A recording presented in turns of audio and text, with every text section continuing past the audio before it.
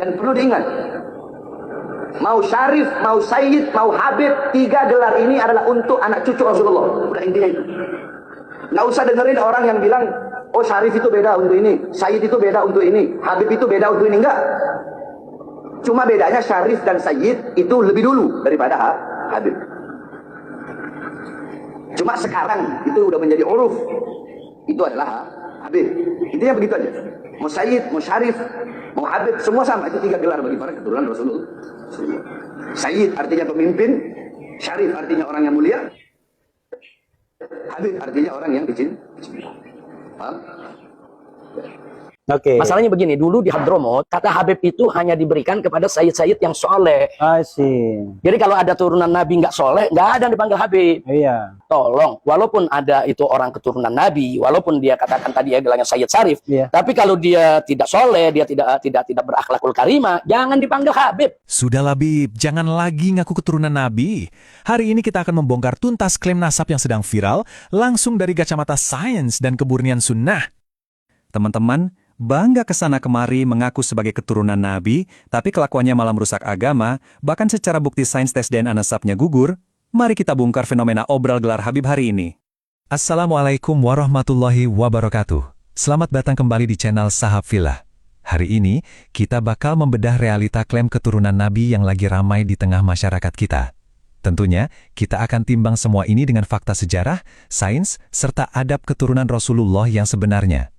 Fenomena mengkultuskan orang cuma karena dia ngaku-ngaku keturunan Nabi, nah, ini adalah sesuatu yang harus banget segera diluruskan. Pemahaman bermanhaj yang lurus menuntut kita untuk selalu meletakkan dalil di atas segala bentuk fanatisme figur.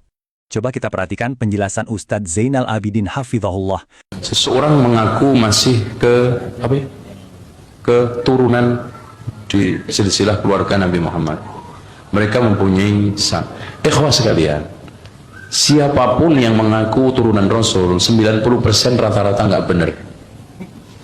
Karena turunan Rasul itu nggak butuh pengakuan. Ya. Orang yang benar-benar turunan Rasulullah itu yang tidak diragukan cuma satu, Imam Mahdi aja nanti. Selain itu, karena anaknya Hasan Husain, Husain itu banyak istrinya, kalau nggak salah 25. Ya otomatis mati cerai 25. Hasan juga begitu, istrinya banyak sekali. Hasan Husain, ya. Itu sekarang yang jadi masalah yang mana? Itu kan?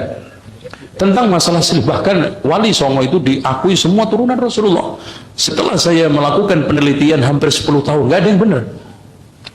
Ya, nggak ada yang benar. Itu. Dengan demikian, siapapun yang ngaku itu rata-rata 90% nggak benar. Yang benar yang nggak ngaku itu. Yang benar yang nggak usah ngaku-ngaku. Nanti buktikan aja. Anda bisa nggak menurunkan Imam Mahdi, itu aja. Kalau Imam Mahdi itu turunan Anda, berarti Anda adalah turunan Rasul yang sahih. Nah sekarang ini ada yang mengaku turunan Rasulullah. Ini dari sisi mana, dari arah mana, itu semuanya masih kabur. Adapun sekarang ini turunan hanya untuk kebanggaan juga tidak ada pentingnya. Abu Jahal lebih hebat Pak, pamannya langsung. Ya, kalau ente kan nggak jelas dari arah mana. Ibarat istri selirnya yang keberapa, turunan mana. Ini Abu Jahal, Abu Lahab itu seger, masih jalurnya itu tokcer, karena masih dekat sekali dengan Rasulullah, nasabnya dan rumahnya. Itu. Tapi itulah, kalau seandainya masuk surga karena nasab, ketahuilah Abu Jahal, Abu Lahab ungkang-ungkang di surga. Gitu? Tapi tidak. Makanya Ali bin Abi Thalib mengatakan, "Laisal fata yaqulu kana abi, walakinnal fata yaqulu ha anada." Bukanlah seorang yang gentleman adalah yang mengatakan dulu nenek moyang saya begini. Seorang pemuda yang gentleman adalah ini loh saya. Gitu. Nasab itu tidak bisa berbuat apa-apa untuk diri kita kalau kita tidak berbuat soleh, kalau kita tidak menjadi orang panutan. Contoh, yang sekarang ini mengaku turunan Rasulullah ternyata apa? Menggunting dari lipatan, menodai sunnah Rasulullah. Hancur Islam di tangan mereka kan? Beliau dengan sangat tajam memaparkan angka yang cukup bikin kaget. Kata beliau, 90% orang yang mengaku turunan Rasulullah hari ini, rata-rata itu tidaklah benar, teman-teman. Beliau menyoroti, keturunan Rasulullah yang sejati itu sebenarnya nggak butuh sibuk cari-cari pengakuan publik. Faktanya, kalau kita bedah pakai kacamata sejarah dan silsilah yang sahih, banyak banget klaim nasab zaman sekarang yang jalurnya super kabur alias nggak jelas sanadnya. Beliau ngingatin kita semua, sekedar klaim dan kebanggaan nasab itu nggak ada faedahnya sama sekali kalau nggak diiringi dengan ketaatan. Kenapa begitu? Karena nasab itu sama sekali nggak bisa nyelamatin seseorang di akhirat kalau dia nggak beramal soleh. Logikanya simpel banget, teman-teman. Coba deh kita lihat sejarahnya Abu Jahal dan Abu Lahab. Mereka berdua ini kerabat dekat loh, pamannya Nabi sendiri. Darah dan nasabnya nempel banget. Tapi di mana tempat mereka sekarang? Di neraka. Kalau seandainya orang bisa masuk surga cuma modal nasab doang, wah, niscaya Abu Jahal dan Abu Lahab udah santai-santai di surga. Jadi bukanlah seorang yang berjiwa kesatria kalau dia cuma bisa membanggakan siapa kakeknya, tapi pembuktian sejati itu mutlak harus lewat amal dan ketakwaannya sendiri. Nah teman-teman, supaya kita nggak buta dalam beragama, nggak berlebihan mengkultuskan seseorang, dan tahu persis siapa yang sebenarnya pantas dijadiin teladan, silakan klik keranjang di layar sekarang juga ya. Miliki buku biografi 60 sahabat Nabi, biar kita tahu teladan dan adab yang benar dari para ulama salaf rahimahullah dan para sahabat. Sekalian juga amankan buku kitab Tauhid untuk menjaga kemurnian akidah kita dari segala bentuk syubhat yang menyesatkan. Yuk diamankan bukunya dan kita lanjut ke pembahasan yang makin seru ini. Kalau peringatan soal akhlak tadi dirasa masih kurang, mari kita hantam pakai bukti sains dan sejarah. Coba kita lihat rekam jejak Profesor Ahmad Zahro. Awalnya beliau ini dikenal sering membela kelompok Habaib Ba'lawi. Tapi sebagai seorang akademisi yang objektif dan jujur sama dalil, pandangannya langsung bergeser 180 derajat. Kenapa? Karena setelah beliau dipaparkan bukti-bukti keilmuan filologi alias naskah sejarah kuno dan yang paling telak nih, bukti genetika atau tes DNA, Profesor Ahmad Zahro secara akademis menyatakan sudah tidak percaya lagi sama klaim nasab mereka. Untuk pewaris bukan Ba'lawi, apalagi Ba'lawi. Mohon maaf, tolong penjenengan sadar ya, yang Ba'lawi itu jangan ngaku-ngaku keturunan Nabi lah sudah. Secara ilmiah sudah terbukti, secara filologi terbukti, secara DNA terbukti bukan. Pak Quraisy itu ngaku sudah. Pak Quraisy siap? Dulu ya merasa merasakan bukan ahli nasab, tapi kemudian beliau tes DNA ternyata haplogrupnya G, ya sudah. Dan lain-lain lah sudah. Saya tidak ingin dakwah ini, tapi ngaku keturunan Nabi itu berisiko. Kita semuanya ini inna akramakum indallahi atqakum. Yang paling mulia di antara kalian semuanya adalah yang paling bertakwa. Bukan nasab siapa. Apalagi ngaku ahlul bait, bukan ahlul bait. Ini bukti nyata teman-teman, kalau data ilmiah udah bicara, klaim emosional itu harus mundur teratur. Dan fakta ini makin diperjelas oleh Ustadz Firanda Andirja Hafizahullah. Beliau mengungkap temuan yang benar-benar mengejutkan dari para pakar DNA internasional. Habaib itu istilah yang digunakan kepada orang-orang yang keturunan Nabi Shallallahu Alaihi Wasallam. Apakah mereka semua keturunan Nabi? Wallahu alam kita tidak tahu, kan ini berkaitan dengan sanad dan masalah kejujuran. Akan tapi memang habaib itu berbagai macam modelnya. Ada habib, jadi tidak otomatis orang menjadi keturunan Nabi langsung masuk surga. Tidak otomatis orang menjadi keturunan Nabi berarti maksum, tidak punya kesalahan. Nabi SAW pernah berkata tentang Fatimah, yang Fatimah ini adalah ibunya para habaib. Karena hanya dari keturunan Fatimah lah yang merupakan keturunan Nabi. Ali bin Abi Thalib punya istri selain Fatimah. Istri-istri Ali yang selain Fatimah tidak meneruskan keturunan Nabi SAW. Hanya keturunan Fatimah. Rasulullah SAW pernah berkata tentang Fatimah, "Lau kana Fatimatu bintu Muhammad saraqat laqata'tu yadaha." Kalau seandainya Fatimah putrinya Muhammad mencuri, saya akan potong tangannya. Ini kata Nabi. Rasulullah juga pernah berkata, "Ya Fatimah bintu Rasulullah sallallahu alaihi wasallam, salini min mali ma syi'ti la ugni anki min Allah syai'a." Wahai Fatimah, putri Rasulullah, mintalah harta, saya akan berikan, tapi saya tidak bisa menyelamatkan engkau selamanya. Oleh karena tidak mesti keturunan Nabi kemudian jadi maksum masuk surga. Buktinya keturunan Nabi Nuh alaihissalam anaknya sendiri kafir. Ya. Tidak otomatis keturunan Nabi kemudian menjadi maksum dan masuk surga, enggak. Oleh karenanya habaib pun, keturunan Nabi pun bermacam-macam. Ada habib-habib Syiah, banyak habib Syiah. Kalau kita mengatakan Habib pasti benar, kita bilang kalau begitu Habib Syiah. Karena Habib Sufi juga menyerang Habib Syiah. Kita bilang mana yang benar, Habib Sufi atau Habib Syiah? Di Madinah sana, kalau ada orang Syiah yang pakai sorban hitam, itu Habib. Kalau sorban putih, itu bukan Habib, tapi Syiah, ulama Syiah. Tapi kalau dia sudah pakai sorban hitam, dia ulama Syiah dan juga Habib. Dan subhanallah, pernah diadakan penelitian besar-besaran. Dan pemeriksaan DNA. Antum bisa cari di YouTube ya, kalau antum bisa bahasa Arab, antum coba tulis tentang DNA. Jadi ada seorang keluar di televisi, dia pakar dalam masalah DNA. Dia menukilkan tentang ahli DNA dari yang ada di dunia ini, yang menukil tentang jenis-jenis DNA. Setiap misalnya DNA-nya orang India ada rumusnya, DNA-nya orang Asia ada rumusnya, DNA-nya orang Arab ada rumusnya, DNA-nya orang Persia ada rumusnya. Maka dia berkesimpulan, kalau orang keturunan Nabi ya, harus punya DNA Arab. Setelah diambil beberapa sampel dari Habib-Habib Syiah, ternyata DNA-nya rumusnya DNA orang Persia. Nah, ini repot. Tapi kita bilang kita husnudzon. Ya, kalau ada yang mengaku dia sebagai cucu Nabi, kita bilang kita husnudzon. Bahkan kalau ada Habib, ya, ada seorang Habib dan ada selain Habib, sama-sama alim, maka yang Habib yang harus kita dahulukan. Tetapi kata Allah Subhanahu Wa Taala, Inna akramakum indallahi atqakum.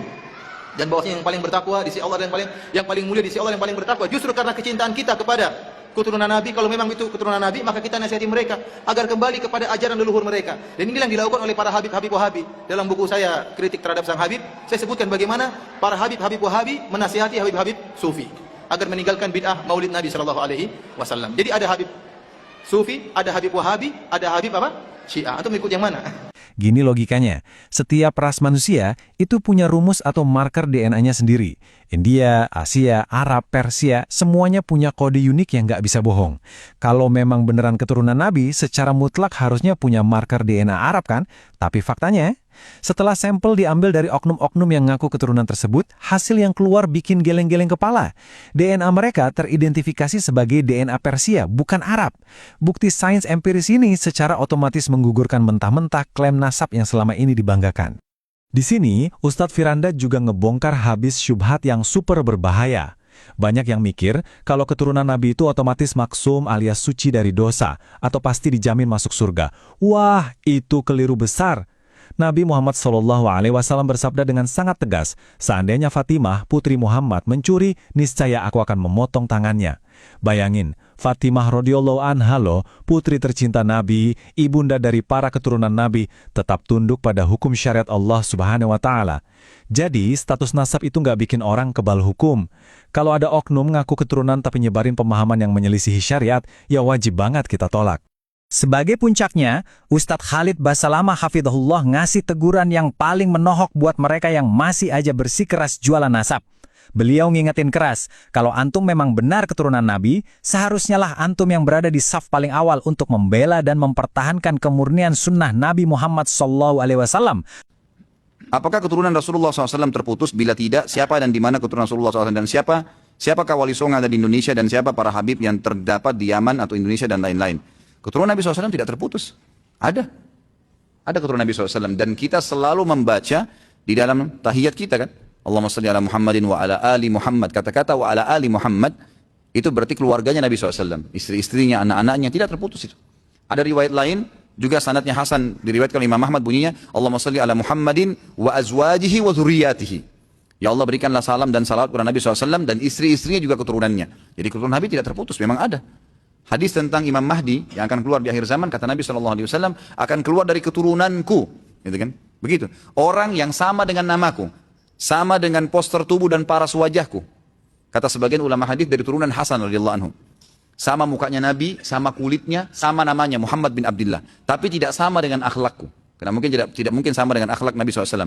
Yang akan keluar dari Madinah, lalu ke Mekah dan dibaiat oleh 300 orang, kemudian dia menuju ke negeri Syam, sampai di masjid yang terkenal dengan Menara Putih, Masjid Menara Putih. Di sana dia mau sholat asar, kemudian turunlah Isa alaihissalam dan menjadi makmum ya, kepada dia, lalu kemudian bersama-sama ke Palestina. Tentu ini riwayatnya panjang, saya ringkaskan. Tapi di sini ada perkataan Nabi SAW yang mengatakan akan keluar dari keturunanku. Jelas ada keturunan Nabi SAW, gitu kan? Jadi ini tidak mungkin terputus kalau yang saya tahu. Kalau siapa keturunan Nabi SAW, ya siapa saja yang punya jalur nasab kepada Nabi SAW, gitu kan? Siapa saja.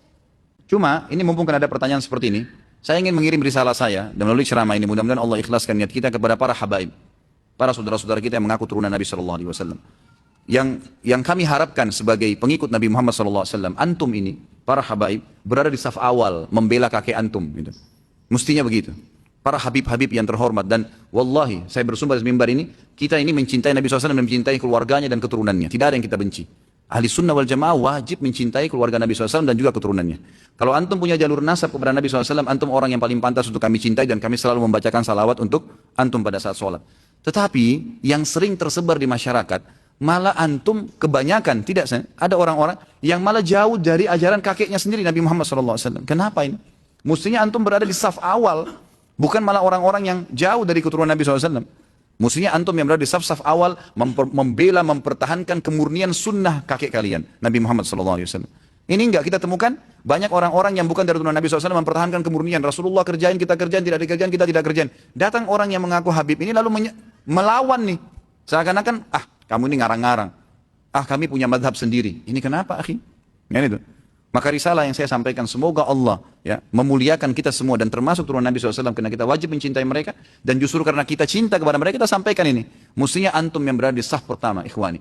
Mestinya antum yang berada pertama, wahai akhwati, yang dipanggil habaib, yang dipanggil syarifah. Ini semua mestinya ada di saf-saf awal membela ajaran kakek kalian. Jangan lagi malah antum yang menjadi pentolan Syiah, yang mencaci maki istri Nabi, istri kakeknya dicaci maki kok diterima, gitu kan? Yang mengkafirkan para sahabat Nabi, orang-orang yang menjadi sahabat. Kalau antum sendiri bersahabat dengan orang-orang, kemudian sahabat antum dicela, berarti sebenarnya antum juga lagi dicela, antum salah pilih teman dong, gitu kan? Mestinya harus kita ini, antum ini harus yang di saf pertama, yang membela itu. Semua sahabat Nabi, semua istri Nabi harusnya dibela. Nggak bisa. Itu istri kakek kami dan ummahatil mu'minin. Allah sebutkan dalam Al-Quran begini. Para sahabat Nabi, Allah ridho kepada mereka. Mestinya antum yang pertama. Kami ini mendukung itu. Mestinya kan begitu.